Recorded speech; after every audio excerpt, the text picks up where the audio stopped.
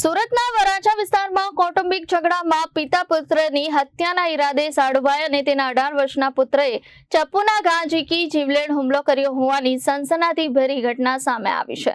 રૂપિયા પરત આપવાના બહાને ચાની કીટલી પર બોલાવી આ લોહિયાળ ખેલ ખેલવામાં આવ્યો હતો। આ ઘટનાની ગંભીરતાને જોતા વરાછા પોલીસે તાત્કાલિક ધોરણે ગુનો નોંધી હુમલાખોર પિતા પુત્રની ધરપકડ કરી લીધી છે। પોલીસ સૂત્રો પાસેથી મળતી માહિતી મુજબ વરાછા સીતાનગર ચોકડી પાસે શ્રીનાથ સોસાયટીમાં 21 વર્ષીય ગૌતમ સોંડાગર પોતાના પરિવાર સાથે રહે છે અને મિની બજારમાં હીરાના કારખાનામાં નોકરી કરે છે। 4 જૂને ગૌતમને ચામુંડાનગર સોસાયટીમાં રહેતા માસા જગદીશ યાદવનો ફોન આવ્યો હતો। જગદીશે બાકી નીકળતા રૂપિયા પરત આપવાના બહાને ગૌતમને સીતાનગર ચોકડી પાસે આવેલા ખેતલાબા ટી સ્ટોલ પર બોલાવ્યો હતો। જોકે ગૌતમ પોતે બહાર હોવાથી તેણે પોતાના પિતા દિનેશભાઈ સોંડાગર અને મોટા ભાઈ વિપુલને રૂપિયા લેવા માટે મોકલ્યા હતા।